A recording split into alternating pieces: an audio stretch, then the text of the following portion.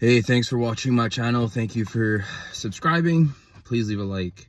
So tonight I want to discuss Theo Vonn and how he's always shouting out Palestine and how what he's saying ultimately resonates with the masses. So the thing with me is I've been feeling very weird ever since this whole October 7th thing happened. I just knew nothing was going to be good. I just knew that there was going to be a lot of suffering. But what I didn't know was that it was going to take this long. And what I didn't expect was that people will come out and just say, yeah, they all have to move. I don't like the fact that politicians come out and say that if they just elected someone different, this wouldn't be happening. I don't like it when politicians came out and said there is no one good in Gaza. Theo Vonn said it best. He said that all this stuff hurts our feelings. And that is the truth. Because what's going on in 2025 is there is a real live time in living color in high def 4K ethnic cleansing. There is modern day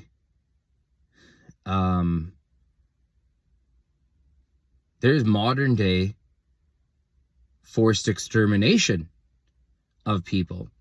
And there's one side where you know that women and children are suffering. You see Charlie Kirk come out and say that there is no starvation. But Donald Trump comes out and says, yeah, there's starvation going on there and every ounce of food needs to go out. So more of the lies, more of the betrayal, more betrayal is right in front of you. Your tax dollars, our tax dollars are going to hurt other people, women and children. So there's that. And then there's justification for it. And also, you just have to think that, you know, in this situation, you could be, if they're doing that over there to that population, if they're being forcibly removed, starved, whatever, why couldn't that happen to the other people? What's to say that that's not the beginning of a new thing? So I watched this politician, senator, go on to Breaking Points with Crystal and Sauger. And she said that when they were in Fallujah, they still made sure that humanitarian aid was given there. And then Crystal Ball said, is this a genocide? And at which point she said that I don't like to use that type of language. But she said nothing. She said nothing. She said nothing, and she didn't want to disavow anyone or anything really. And that is the disconnect between the establishment and the people. But, a big but, is that while you're sitting here wondering, do your politicians represent you? Is the system way too corrupt? While you're thinking that, just know that there was these files and big politicians and big fancy people that were taken to an island, and kids were involved, and they were filmed, and, you know, and then no one goes to jail. So I think that at a certain level, this stuff is so greasy and so dirty that it seems like politics to get into would be the scariest thing ever, because people are playing by completely different rules. What do I mean by completely different rules?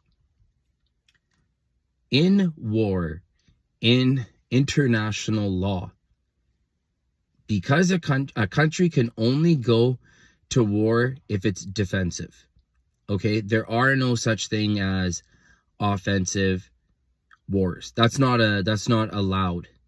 That's under international law, UN things, stuff like that. You're not allowed to just go to war with your neighbor in an act of aggression. When there's war, you're not allowed to damage trees. You're not allowed to damage farms. You're not allowed to hurt women and children. You're not allowed to do collective punishment. That's not allowed. And everything, no bounds. No bounds at all. It's all right in front of your face.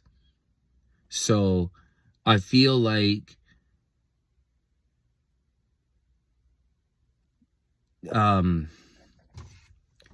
mean, like, when you think about people and psychology, philosophy, gender identity, when you think about all these things and what's the difference between sex and gender, and a lot of these things are able to be discussed. They're open for room. There's, anything can be explained away.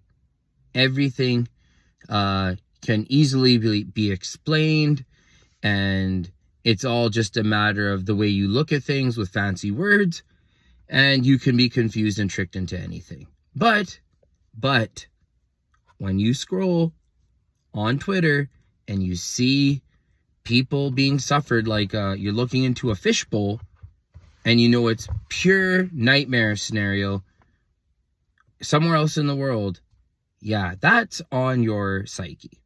That is gonna haunt you, no matter what you think. That is not karma free. You know what I mean? The fact that that's going on, and those people would look at you in North America or wherever, like, you guys let this happen to us. Yeah, you feel disgusted, absolutely disgusted with the way things are being handled.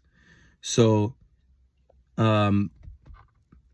the people, the new populist leader that will have to come, will have to recalibrate, because people like Zoran Mamdani are being elected. You have to factor in that there can't be no more boomer politicians. The boomers and this old way of thinking and old allegiances and alliances and partners and this and that will all be reshifted, more than likely. So if you feel like just this weird, gross feeling all the time, leave a like and subscribe. Thank you for watching.